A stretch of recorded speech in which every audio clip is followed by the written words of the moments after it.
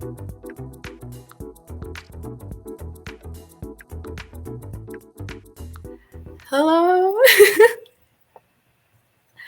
All right, I guess we're back. Good morning, afternoon, everyone, whoever's over here. I'm Sam. I am social media coordinator for the Gamers, along with president of our esports org at Emerson College. I guess we can kind of go around and introduce ourselves. Yeah, sure. I'm Colleen Sharkey. I'm the brand manager at East Tennessee State University. My name is Andrea Richmond, Spelman College, and I actually am a esports caster and hostess.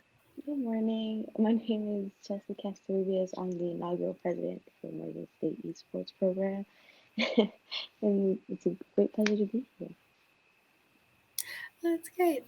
So I guess first off, what got you guys into esports or just the gaming industry in general?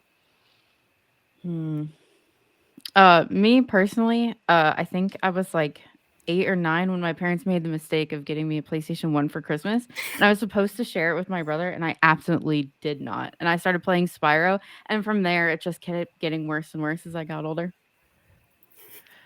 Yeah, I as soon as I can remember, my family's from Brooklyn, New York, or was the first place I moved there from after immigrating from the Caribbean. So I was handed a Sega Genesis controller, playing Streets of Rage, and then we just evolved from there, playing different games, playing a lot of player two for my brother so he can get achievements. But eventually, I got my own thing. So hey. Yeah, I would say the same thing. For I started playing mainly because of my brother when he had his like N64 and would play like Legend of Zelda Ocarina, and I would just watch over his shoulder, and like just be like, "Oh, can I play?" And he'll give me like a controller, let's disconnect it, and it just kept going that way. And even up to middle school, I played with some friends, and it got me more towards the scene of like Overwatch and then like more FPS shooters. So I think it just went along like slowly as I grew up. But that's really how I kind of got into it. Pokemon was my vice. That's what got me into Mm. That's a good gaming. one. And then eventually just grew into why not we try first person shooters, and now I'm here. So what drew you specifically to the collegiate space, if you do work in the collegiate space or just esports when it comes to collegiate? So I'm working on my master's now in the esports industry, kind of focusing that way. But when I was in my undergrad, I spent all of my free time. Hello, kitty. I spent all my free time playing games and like trying to get into the community and like kind of building friendships that way. And after I graduated, I realized like I don't want to work a normal 9 to 5. Like I'm passionate about esports. I like the competitiveness. I love how friendly the communities can be if they're built the right way. And I realized I wanted to see more people like me in the space. So I was like, wait, why don't I just do it? Yeah, I echo the wanting more people that are like me in the space as well because I come from HBCU background, and although there are tons of students on campus that really want to play and want to be involved in the esports industry, that barrier to access, that pipeline isn't there. My professor was working on an organization that wanted to increase that pipeline, and I ended up joining them and then joining several other HBCU focused organizations that really want to increase that pipeline and make sure that there are more people who are not only women in the esports community, but also minority leaning institutions as well. I would say kind of like the since this is our first year in our fall semester, they so we had an opening already for students to be active on campus and showing up to student organization meetings.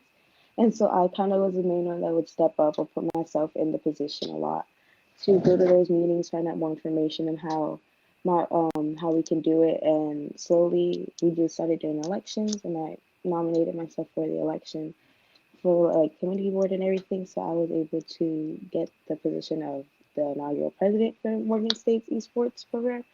And I would say like it was another thing where I was able to put help people get into the position of being able to feel comfortable in a space where they're, because I am since a female, like it's not really female dominated like area.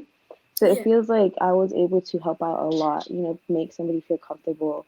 And I would say for next semester's election, I do see that of like like women coming out and trying to be on the elected board. So I feel like it's very heartwarming to see that, and then Oh, having so much get done in the past year. So I'm glad that people are able to start to come out and get comfortable with having somebody who's like a woman or a girl be in that position. So yeah. well, congratulations first off. Second off, I fully resonate with the idea of having safe spaces in gaming, especially for women. I think it's so hard for us to find those safe spaces and let alone like start them up because there's normally a lot of opposition. When I also connect fully with the whole when you join, a lot more people felt comfortable joining because when I became president, a lot more women were coming out and joining our events and joining our teams, and it makes me so happy. But I want to know, what do you guys think goes into making a safe space for women and other people in either your esports collegiate industry or your organization? Personally, I feel like I'm trying to think of the right word. Making sure that you're not performative. They were talking a lot about it in the last panel, and I think that speaks volumes. Is if you start to segment different things just to make it inclusive for people, but you're not actually welcoming people into it as a whole and being able to not only like show people and reflect what the program is based on diversity, then you're not going to make people feel comfortable, and it's not going to be a genuinely inclusive environment. Yeah, being there, providing support, not just being there, just having it. Hey, you're the face of this, and just like not doing Mm-hmm. anything else. But then also too, Mhm. like doing a good job of making sure that um that when any toxic actions are brought up, or any toxic moves or anything, that you're challenging that and you're growing and learning from that, because unfortunately, as you know, this is a male dominated space, preconceived notions happen a ton. So challenging any of that happens and working through that is it's an excellent way of trying to work past any issues that might arise. Yeah, I agree with what both of you said. And it does get a little difficult sometimes, especially like trying to make sure your voice is heard and trying to make sure that like if you're trying to tell somebody this is what needs to happen or this is what needs to be done, they're probably like, oh, like I don't need to listen to you like that until they hear it from another voice or like a male voice. And I unfortunately that has happened during the semester. But I'm able like later on I was starting to like put my feet like my foot down and put that positioning down of where they'll start listening to me and actually do what I'm telling them to do. Not like a bossy way. So that's another like growth. But I feel like in order to like make sure we're heard, we just gotta keep not like like fighting and stuff like that until we do, but just making sure that they're like oh serious or like they take you seriously. I feel like it helps a lot, especially if you're pushing what you're doing a lot and like very strongly. So I feel like that's another important thing that could be done and that can be done with anybody. And even if you see somebody's voice being like overshadowed, you can always support them and be like, yeah, I agree with them. Like we should do it, better, and like, make sure it gets heard.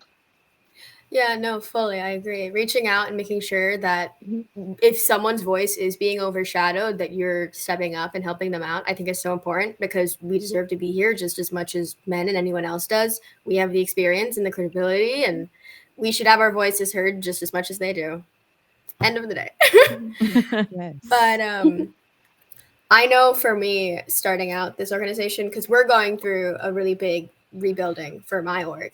And I know a really big issue with that is getting faculty to understand exactly what esports is and how important it is to growth and like how it could help out the college. So, what do you guys think on that? And how do you guys try and go across talking to your faculty? Or if you work with faculty, what do you do there? I feel like I got really lucky. So there was interest in esports before it started, and the program started in 2019. But they kind of pumped money into it, as universities sometimes do, not really understanding what it is, but noticing that it's getting popular. And after about a year or two, I did I approached one of my professors and I was like, I'd like to do a marketing campaign for the esports program. I recognize that the university has it and they're not doing a ton with it. So I did that, and the marketing department that works for our school was like, "Hey, we've never considered how good of a tool this is for recruitment, how well it can help, distinguish us from other universities, and how inclusive it could actually be." And they hired me to work with them. And so now I get to partner with my university because they were willing to listen to me about my ideas, which doesn't happen often. But if it wasn't for the support of the faculty and my professors, I don't think they would have listened to me ever. Yeah, and I totally like they see the money and it's like, oh my gosh, this is the thing. Oh, this new fad. Let's go and ride on the wave. And it's just like, well, you need to do a lot more to ride on the wave. And honestly, too, when it comes to like supporting, understanding that not only is this like a way for students to have a way to, I guess, gain not only job opportunities, scholarship opportunities, but also as a community on campus as well. An excellent way for people to bond and to fortify relationships. So understanding that the it's more than just, hey, cash grab here. It's a whole entire community. It's a whole entire pathway of success. It's a whole entire career and different career pathways as well. And re-emphasizing that there are ways to navigate in this industry that are more than just dollars, you know? Mm. Hmm. I agree as well. Like, we were lucky enough to have like two faculty members start the program or like push it forward. And so from there, like we already had somebody working with student organizations, and so student organization, like their board was already on board with it, and like a bunch of other like representatives that um, we had professors and like heads of like marketing and the School of Business over here. And so when we opened up the new esports lab, they all came out because we recently built our esports lab, so it's a lot that we made. We've been making big steps since the fall semester. So it was nice to see all those people and like all the faces that have been supporting us, like from professors to like other faculty members throughout the building, and our student center, and even just regular like students alone. So I feel like it's already been like a huge support from faculty because they're starting to see like, oh, they're really like they're serious about it, and I guess they're like it's actually moving forward, and that's what they've been mainly impressed about was how fast we've been moving forward and how strong we are. And so that's why they keep continuing to try to support, not like in a money grab type of way, but it's just like they see that we're passionate about it and that we really enjoy what we're doing. So that's one thing I'm really glad about, that we already have like the support of faculty. I feel like esports is just such a fast growing industry in general. Like 5 years ago, I don't think any colleges were really focusing on esports. And then all of a sudden, everything just came out of the woodworks. And now we have like full grown organizations and giant arenas and everything going on. Hi, Kat. But Yeah. I will say, and I hate to admit this, I hate it so much, and I don't know why I have such a problem with Fortnite, but Fortnite has helped a lot with connecting older faculty members to what esports is, because they're either like, oh, my kid plays Fortnite and now you're telling me they could get a scholarship for this, and I'm like, yes, yeah, it's not just Fortnite, there's more than that. Or they're like, my grandkids play Fortnite, and they try to explain it to me all the time. It was just like a weird cultural shift on campus, and I don't know if you guys noticed that with any other games, but I was like, this actually helped bridge the connection, and it makes it a lot easier to talk to faculty about it just because they know someone that plays it. Yeah, 1,000% with the Fortnite. I think it was the huge tournament in which that had tons of publicity, and honestly, people were able to like see and visualize it. Unfortunately, people don't know a lot about like Evo that's been around for a while and things like that, or ESL. So when they actually saw like Fortnite was there and their kids played, and they knew, oh yeah, everybody's talking about it, then it started to click. Oh yeah, this is a thing and that people are doing it and playing it. And it's like, yeah, we were trying to tell you. But yeah, for us, Fortnite wasn't really the one. We've been having like an Overwatch scene for a really long time. So Overwatch is really what got us into it. But we also have to explain to faculty like every time what esports is. They get confused so fast.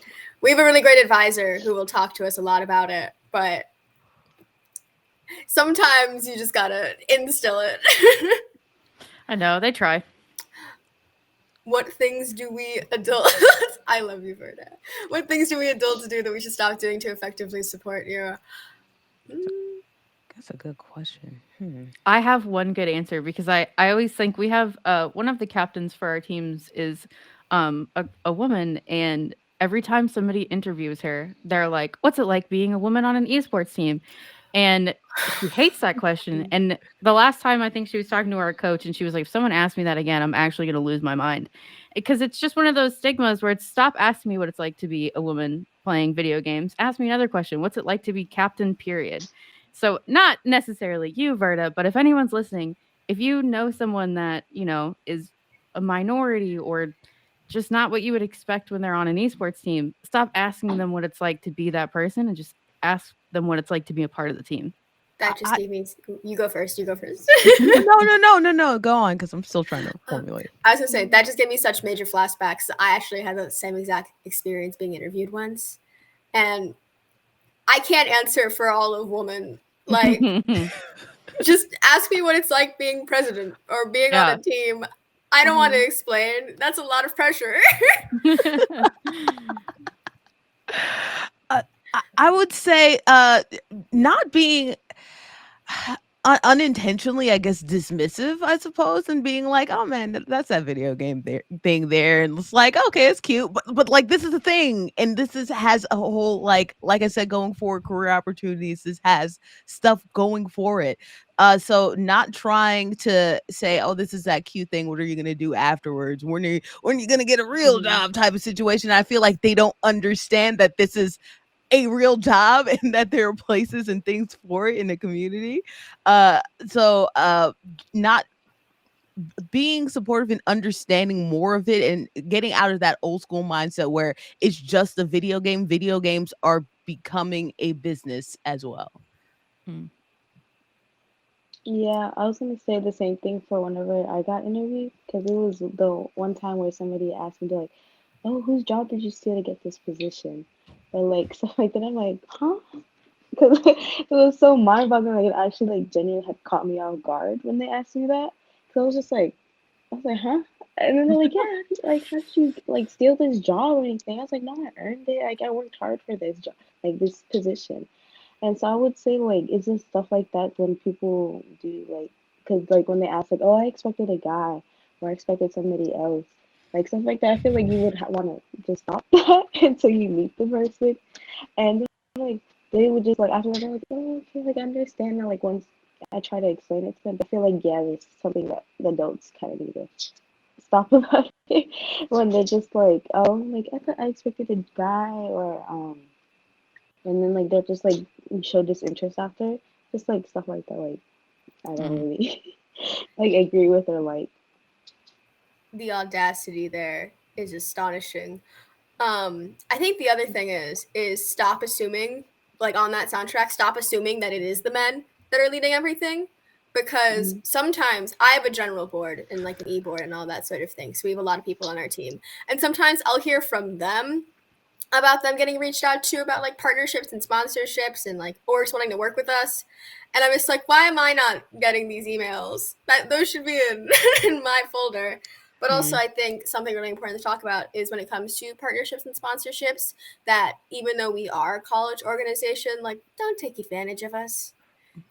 It sounds so simple, but people still try and do it. Like, we love working with other groups. I think it's a really amazing thing to do, and it can really get your organization out there. But at the same time, like, don't take advantage of the fact that we are a bunch of like trying to get into the industry college students. I feel like that's like the worst thing you can do. Yeah, that's the other thing about esports. I feel like it's in a weird stage. And when it comes to sponsorships, especially for like teams and programs, I feel like a lot of people don't necessarily know what to do. And it's kind of a pain in the butt to have to explain that an esports team or an esports program is very similar to a regular athletics program. So if anyone's listening and they ever want to pump money into a university for esports, you treat it like a regular athletics. We need about the same amount of money. We need about the same amount of attention and support. We're just not playing outside in the grass. Yeah, nobody bristles and just like question mark when like Nike decides to like sponsor like uniforms and things like that. But suddenly when it comes to esports, how does this thing work? It's the same thing. I promise. You'll get great results. Swear to you. But I feel like I can't remember who it was. I think it was sponsorship decks, but someone mentioned like making sure you always have like your sponsorship deck ready of all of your numbers and all that sort of thing, so that when you are looking out for them, it's not so much of like a, oh, this is esports. It's we have all of these numbers. We're doing amazing. Here's what we would want from a sponsorship. Work with us. Yes. But I will say that with esports being a growing industry too, I feel like internships are a whole other beast when it comes to being in the collegiate esports scene. This is a good question. As a newer sport in the collegiate space, do you wish you had more oversight from regulatory agencies like the NCAA? I suppose in a guidance sense, like understanding, like having people there who are able to build, because a lot of these programs, a lot of structures, you're building it as you grow. I also work with a org that's like building other HBCU programs, and it's just like we're kind of figuring out and working along with it. Luckily, there are people who are getting more labs and more equipment and things like that. But having that a regulatory structure in a sense of like having like this is what the facilities are needed and this is what things like you would like have, this is a locker room and this is what the weight equipment, etc.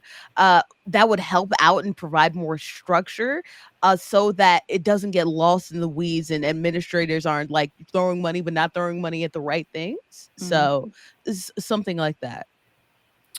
In terms of when I think of the NCAA and collegiate space, I always think of the NIL issues that's going on. So that would be an interesting thing to have, an oversight to help students that want sponsorships. They're in that space where they could go on to go pro, or they're interested in joining an org. So it would be helpful to kind of be able to navigate that. But I mean, we have NACE and NECC, and I think the National Junior Collegiate Association. We've got a couple, just nothing nearly as big or as like umbrella as the NCAA.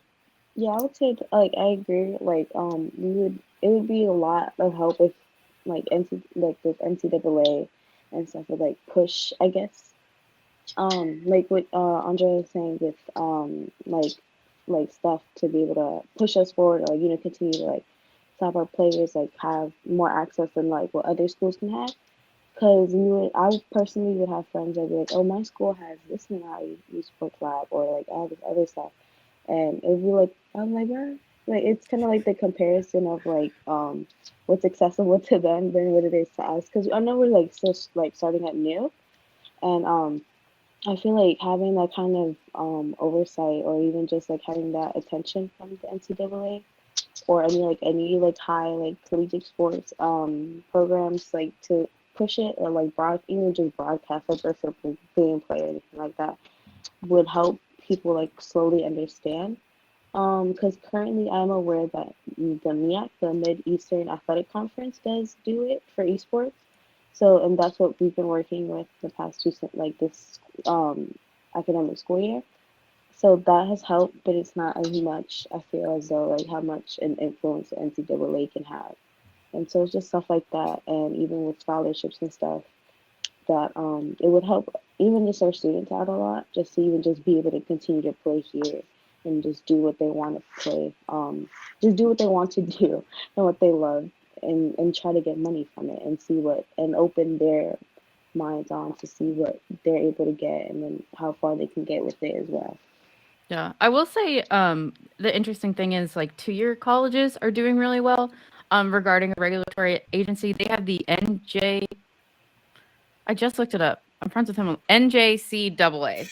They work with 2-year programs to help establish esports programs so that they could eventually move on to a 4-year school and join another esports program. So that's been really nice to kind of see that door open in the collegiate space, because now it's not just, okay, some universities have it, some know what it's worth. It's you're starting to see the family and the community build in smaller universities. They want to help build that support for college students as they, transition it into a future. As Andrea said, that it's not just like, I'm just playing video games. They're starting to recognize that, there's a career in it, whether it's playing or it's marketing or branding or, technical design, analytics. They're starting to understand that. I feel like some sort of regulatory agency would help to establish credibility when it comes to esports. So it could help with a lot of things like getting safe partnerships and sponsorships and getting funding and all that sort of thing. But I think the industry where it's at currently, it's a little too early for us to be able to fully depend on regulatory agencies to help us out. I think they're definitely good sources of guidance. And if we do need smaller resources, I think they can definitely help out. But at the scale that they would be really helpful at, I think we're still too new to really see that. But definitely when it comes to transitions, I feel like that's a really cool organization to have. Yeah. Like, that's awesome. It's nice. It's helpful. And the other thing is, since we're talking about the NCAA, until they start to actually respect women in the physical sport industry, they can leave collegiate alone. Like, I trust the gamers doing a great job at helping us like establish like, milestones, but the NCAA can leave us alone until they figure out their own crap. Yeah, because they just now, I think, March Madness for the women's basketball. That's been there for 70 years, and they just now did that bridging of the gap. So there's still a lot that NCAA needs to do in general for women's side. Absolutely. Agreed. What do you guys think about when it comes to esports getting recognized more as like a business and an industry that you can actually get into? What do you guys think about kind of these transitions from video game to work? Especially as students, I feel like we've talked about this a little bit, but we can definitely get shut down by like parents and friends and things like that of like, how is this an actual industry that you can profit off of and like survive off of, I guess. But how do you guys broach that conversation of this is an industry that I'm into, these are the facts, I know what I'm doing? Yeah. My parents were really supportive. I think they were just glad that I wanted to go back to school at the end of the day, I think is what it came down to. But like my grandparents and my older family members, I honestly like my first go-to is Rocket League. So I'm like, okay, have you guys ever seen soccer? And they're like, yes, we've seen soccer. And I'm like, okay, imagine the person's a car. Same thing.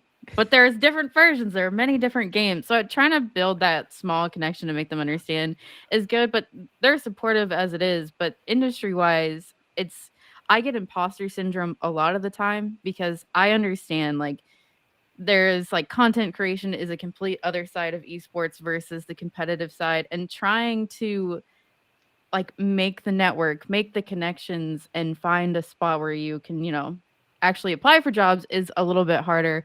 And I think the more companies are willing to see it as a business, I think within the last couple of years, a lot of like professional organizations and, there's physical arenas popping up. I think the more other people start to realize that it's a business and, as Andrea said, not necessarily just a cash grab. I think the easier it gets to explain to other people that, yeah, it's actually, you can get a real job in a 9-to-5 salary, 401k, and health benefits. Yeah, talking about like understanding not only the benefits, like there are other things, marketing, financial, business, there are a whole bunch of different other organizational structures as well.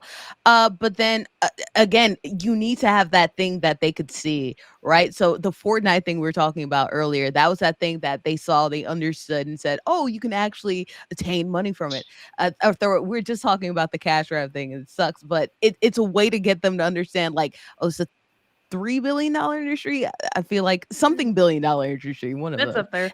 It's up there. That gets them to like understand, oh yeah, there's a lot of things going on with that. And then you see the organizational structure that goes behind it as well. And as far as an industry perspective, one thing I would like to see change a little bit is more, I suppose, we're talking about structure because it's younger, it still needs to build more structure, but having like more instead of it being like a very networky base, and I feel like it is extremely networky based, it being more out there and like I can publish my resume and get this and get that, instead of I know this person that knows this person that will be able to get you then, and then you do like a little bit of a telephone in order to get to the spot. That's something I would love to see. Yeah, I was gonna say the same thing what both of you guys are saying with when it comes to like it's a more bigger industry and trying to get other people to understand with it, because that's the same problem I'm having currently. We're trying to get students to understand that it's not only you don't only have to play video games, then you can create graphics, you can create marketing, you can do like you can do pot like you can what's it called? You can like talk with people about it, or even just like be there to support. It's stuff like that that like I feel like it is just like a little bit of a struggle trying to get not only just our generation to understand, be like, oh, all you're doing is just sitting down and playing the game. And I'm like, not Mm. really. It's like more so of like you're playing and then you're still being a student, we're still doing our home like our assignments, our tests, and then just having what's it called? Like having that connection with other people with just yeah, like networking and then having that a marketing team and like other stuff that is included with not just playing the game or just sitting down and not doing anything, just stuff like that. And I was gonna say, cause, and I was also very lucky that my parents were supportive of it, because I was just showing them like, oh, I'm doing this, I'm doing that. Like, they're like, okay, yeah. And then once they started seeing like the more stuff that I've been doing, and then like how big the program has been getting, they've been like, oh, we're so proud of you, like stuff like that. And so I feel like they're seeing like the progression and the accomplishments that they've been more and more supportive about it. And I feel like that's another thing that people really like to see is like the accomplishments and like the progression that the esports community is making, and that's how people are like, okay, we can invest in this. And yeah, I feel like that's just a major thing that can get people to understand of how far it can go, and not like just doing anything else. Yeah, I feel like whenever I talk about it, I always compare it to like traditional sports because that's the best way that my folks can understand what the heck's going on. Um, but it's so funny because they're all supportive now. But I worked PAX East this weekend, which woo, I miss you already, gamers. But I worked PAX East and my mom messaged me and she's like, "How did it go?" And I was like, "Oh, it was so fun. It was like big gaming convention." She's like, "What do you mean big gaming convention?" So you find things that like work out similarly because we had been to Comic-Con before, so I explained Comic-Con.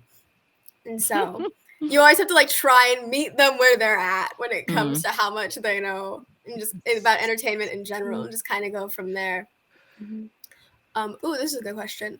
Can you touch on some of the ways, aside from streaming your own gameplay, that a college student can form a career from esports? Also, what sort of classes do you take for esports? I can touch on this first. My school actually has a few courses that are esports focused. So we have like esports events, management, other sorts of courses so you can get a basic understanding of what's going on. I as weird as this is, sports comm classes can actually be really helpful when it comes to trying to gain a foundation in esports as well because they're both sports. Just one is grass and tackle, and the other one is video games. But it can really help you get an understanding of like this is how casting can go, this is how management can go, this is how you network and form connections. Because sports and esports are still really intertwined. Um, but when it comes to forming a career from esports, unfortunately, it is still like a very, very networky based thing. It is so much of who you know. So getting your connections and working and networking out there can be super important. But I think aside from that, it's just graphics are super huge. Casting the games that you see around you, like getting practice and then like reaching out and being like, oh, I've experienced casting. I would love to cast for your team or things like that. Like just finding the opportunities where you can see them and networking off of other people can be super helpful to do things besides streaming. Absolutely. And I think the other thing to consider is it's not different from any other business. So when I have friends or family that have kids or are interested in esports, I like to tell them, well, what are you interested in? Is it business? Is it finances? Are you interested in physical therapy? Because you need all of that in esports. So you just kind of take your interest with a niche concept and you market it towards that. And like for me personally, I like marketing. So I went back to school to get my master's in brand and media strategy, but I'm also taking a minor in esports management. But what I'm actually learning is, casting, coaching, different leadership skills, just kind of the same concept you would learn for another athletic program, but I'm coupling it with something that I want more specifically, which is marketing. And that's how I plan to like fight my way into the esports industry. So that makes it a little bit easier.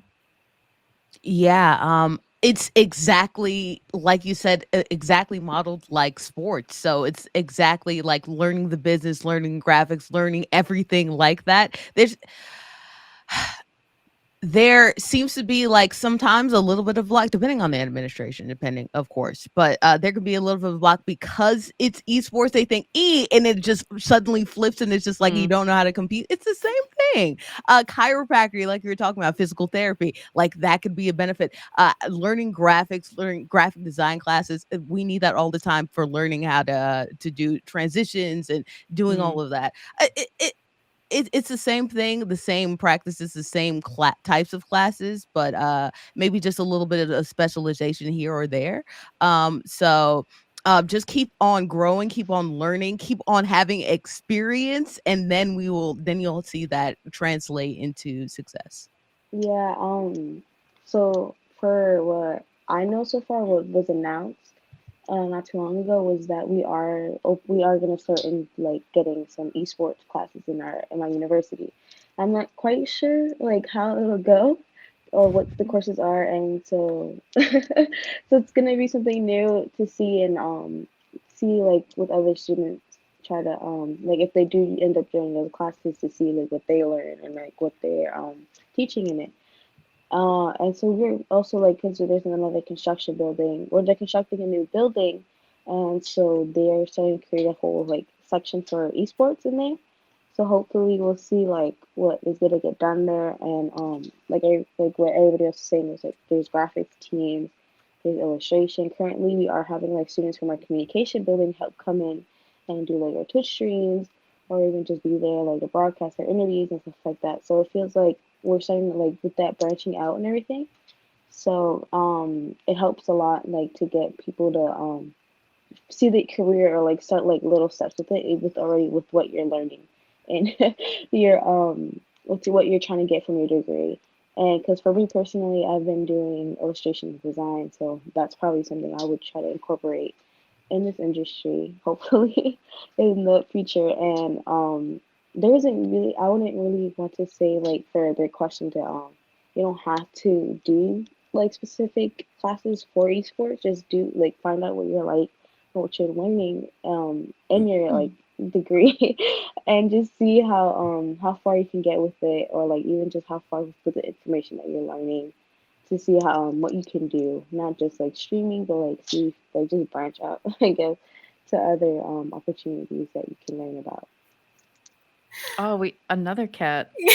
Cat.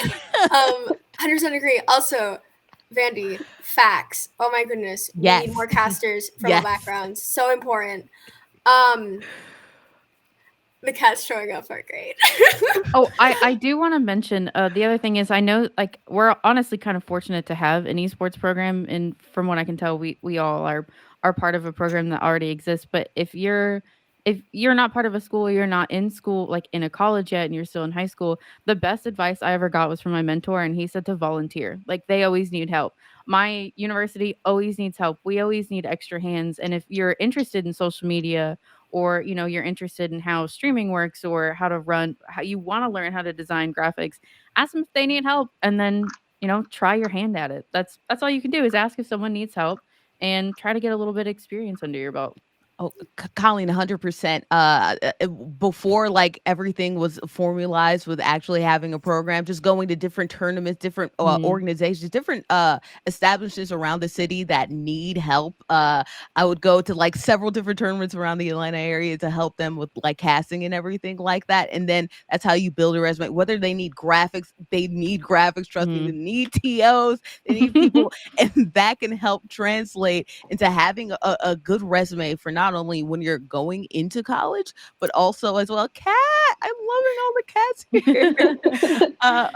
Going into college, but then beyond that as well, when you're trying to get internships and job opportunities, just having something on your resume, having something in your back pocket that helps you and helps you grow.